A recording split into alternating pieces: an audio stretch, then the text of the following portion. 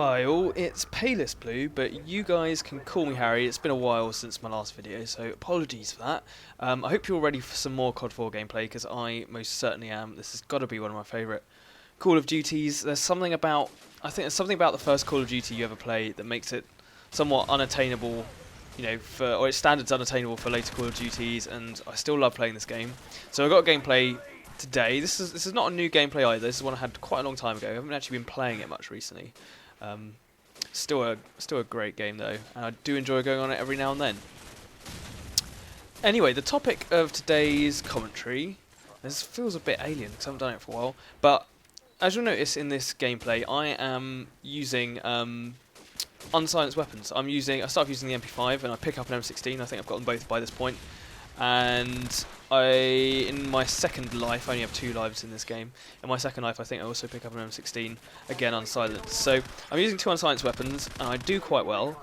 And I'd like to explain to you all how you can go about doing well with unsilenced weapons, because often when you watch public match gameplays, especially by commentators who are quite good, they tend to use silenced weapons. And of course, the massive advantage of silenced weapons is that if there are any players out there really relying on their minimap, they'll be thwarted because your red dot's not showing up when you're shooting, your position will remain hidden. It's particularly effective when paired with Ghost. It's a bit different in Call of Duty 4 though, because you don't have anything. Well, I mean, you have UAV jammer, but that's in the same slot as stopping power. Stopping power is such a good perk that you wouldn't really want to use UAV jammer. So stealth is a little bit less important in public matches, or certainly it's less easy to attain in public matches in Call of Duty 4 than it is in subsequent Call of Duty since the removal of stopping power, simply because stopping power is such a dominant perk. You wouldn't waste that perk slot on a stealth perk when you could be using stopping power. So in Call of Duty 4 I tend to use unsilenced weapons, and even now in most other games I will use unsilenced weapons. I think there are a few advantages to this, and you can still do very well in public matches without a silencer. So I'd like to explain why you should consider using unsilenced weapons. Not all the time, of course, but every now and then why you might want to use unsilenced weapons. And then also how to mitigate disadvantages or turn the disadvantages of using unsilenced guns to your advantage. So in the first instance, why would you want to use a gun unsilenced in the first place? Well, there's a range penalty on the silencer. That's probably the first and most important reason, is that the silencer on a weapon will reduce its range. That means it's going to do less damage at shorter distances than it would if it were unsilenced. So if a gun, let's say, were to drop from 30 damage down to 20 damage at 20 meters, if you whack a silencer on it, it will drop after sort of 15 meters, let's say. Something hypothetically like that. That's what happens when you whack a silencer on your gun. And of course the benefit you get from that, the trade-off, is that you're not on the minimap when you shoot.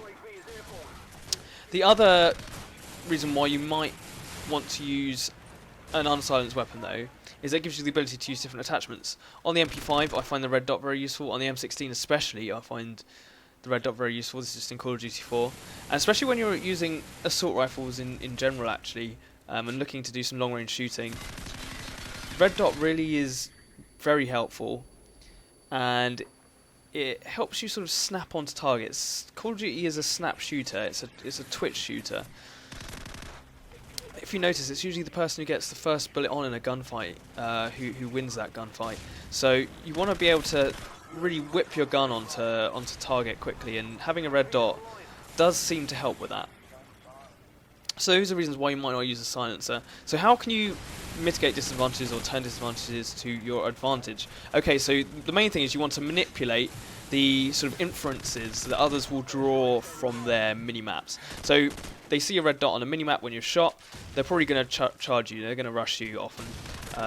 Or they might try to, if they're smarter player, you have to be aware of the sort of caliber of player you're up against, but if you're up against smarter players, they might just try to take up an advantageous position on you and shoot you out of that. But when you're playing public matches, often people are just going to run towards your red dot, and you have to be aware that if you're using an unsilenced gun, pretty much every time you shoot, someone's going to see that red dot and start coming for you. Turn that to your advantage though, so you shoot in one place, your red dot appears, try to move for a start. You can move into a position whereby if someone was chasing your red dot, so your former position of shooting, you can kill that person really easily. So if they're trying to kill you at point A, where you shot originally, move over to point B being a position with advantage over point A. You can do preemptive hard aiming, so if you know there's someone going to be on your tail, then you can do some shooting, and then hard aim where you think a next enemy, the enemy might come next. Alternatively, unsilenced weapons are quite useful in free-for-all because you need a lot of traffic in free-for-all, and you can bait players, so you can draw them into your red dot. And also, I would say, stress the importance of good aim when you're going to be appearing on the mini-map, because the longer you're shooting, the more noise you're going to make, the longer your red dot's going to be up, the more people you're going to attract towards you. And while you might want to do that occasionally, you don't want to do it all the time. So those are my tips on using unsilenced weapons. I hope you all enjoyed, and I will speak to you at a later date.